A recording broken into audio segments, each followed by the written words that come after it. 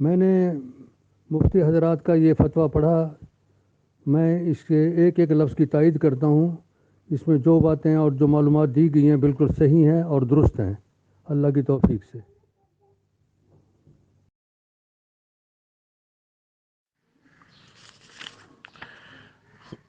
قابل صد احترام مجموعہ علماء اہل حدیث کے شرکائے اعظام، السلام علیکم ورحمۃ اللہ وبرکاتہ۔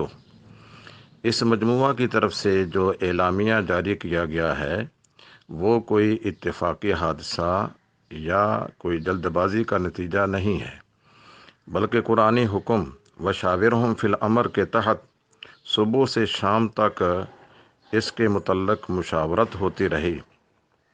بالآخر فیضا عزمت فتوکل علی اللہ کے پیش نظر اس اعلامیہ کو مغرب کے بعد جاری کیا گیا۔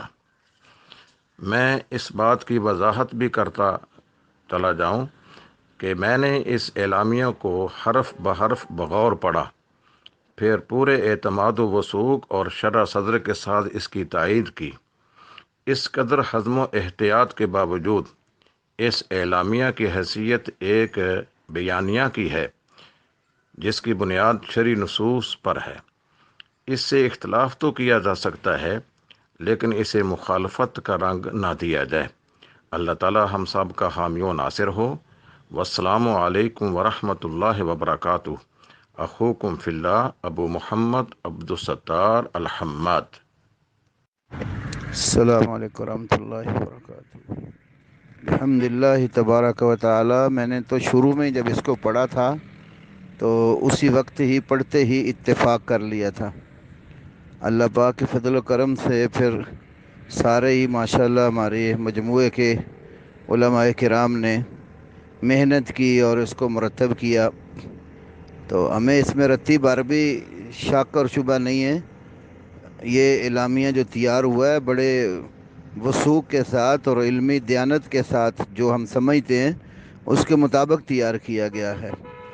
رہا کسی کے ساتھ رائے کا اختلاف ہونا، ہمارے علماء سب یہ بات کہتے ہیں کہ اس کا حق ہے کوئی اختلاف کرتا ہے تو، لیکن ہمیں اللہ پاک نے جو بصیرت عطا فرمائی ہے اور کتاب و سنت کا فہم دیا ہے، اس کی روشنی میں یہ جو مرتب کیا گیا ہے اعلامیہ، ہم اس پر پورے صدق دل کے ساتھ اور پورے وثوق کے ساتھ متفق ہیں، اور اللہ رب العالمین سے دعا کرتے ہیں کہ آئندہ بھی کوئی ایسا دینی و ملی مسئلہ پیش آئے تو اللہ ہمیں توفیق عطا فرمائے کہ ہم ملک و ملت کی اصلاح کے لیے کسی کام آ جائیں اور اللہ ہماری وجہ سے خیر کے دروازے کھول دے۔